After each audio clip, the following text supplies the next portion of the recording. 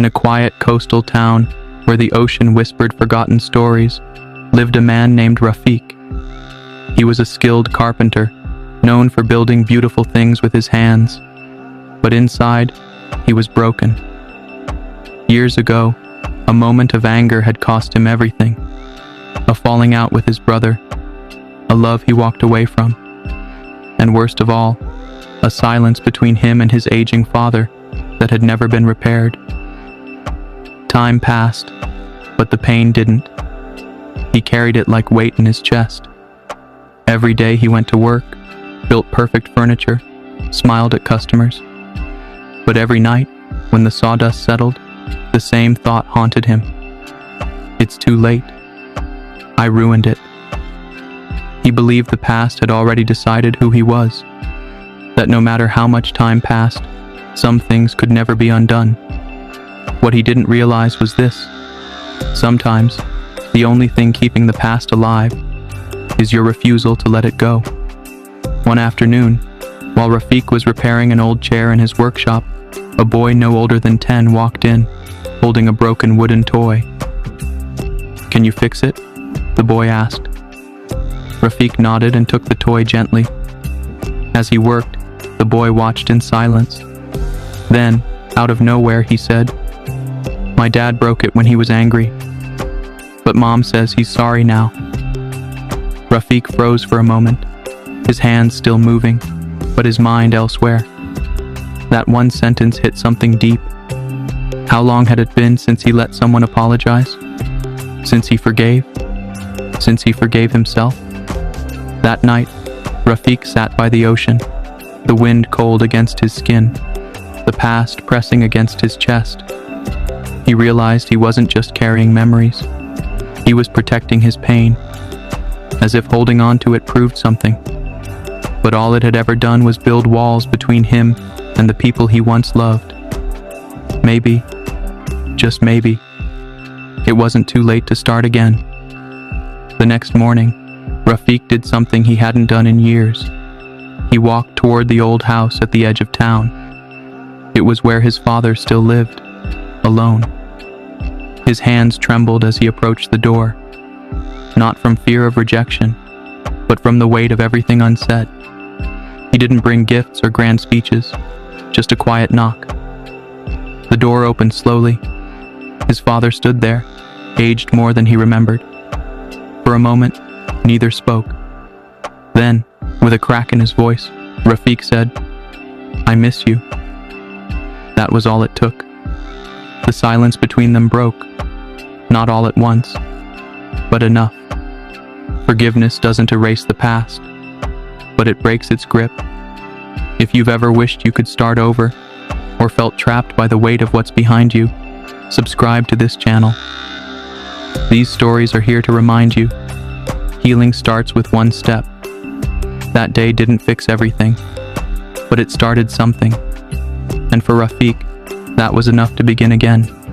Not with shame, but with the strength to rebuild from where he was, not where he once fell. After that day, Rafiq didn't expect things to go back to the way they were.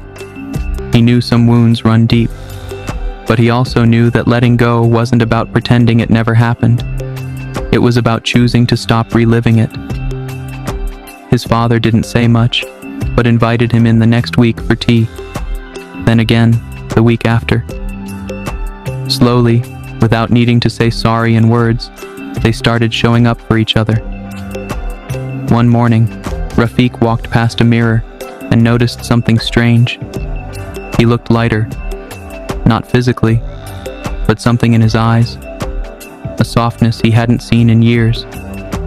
That's what happens when you forgive. You don't erase the story. You free yourself from the part that keeps replaying. He realized that holding on to guilt and anger hadn't protected him. It had just caged him. And every time he chose to move forward, to reconnect, to release one more piece of the past, a little more of himself came back. In the following months, Rafiq began to rebuild more than just broken furniture. He started rebuilding connections. He reached out to his brother, not with excuses, but with honesty. "I was wrong," he said, voice steady. But I'm trying to be different now. It wasn't easy. Trust doesn't return on demand. But slowly, it grew. His brother agreed to meet for coffee. Their conversations were awkward at first, but real. Each meeting was a new brick in the bridge that once collapsed. Rafiq also reconnected with an old friend he had pushed away in the aftermath of his past mistakes. She looked at him quietly and said, "You're not who you were." And for the first time, he agreed. Because letting go had made space. Space to see himself beyond guilt. Space to breathe. Space to begin. Rafiq hadn't erased his story. He had turned the page. And on this new page, he wasn't writing from pain anymore. He was writing from freedom. Years later, Rafiq walked through the same town with a lighter step. The streets hadn't changed. The ocean still roared with the same rhythm. But he had. He was no longer the man trapped in memories, replaying regrets. He was someone who had done the hardest thing a person can do. Not forget the past, but forgive it. Not rewrite what happened, but release it from defining who he was. His relationships weren't perfect. Some wounds still ached when touched, but they no longer controlled him. He had learned that real freedom doesn't come from escaping your story. It comes from owning it, and then choosing to turn forward. His heart was still scarred, but now it beat stronger, not in spite of what he had been through, but because of it. And in that strength, he found peace. Not loud, not dramatic, just steady, like the waves that had always waited for him to stop running and return. And now, ask yourself, what part of your past are you still carrying? And what would your life feel like if you finally let it go?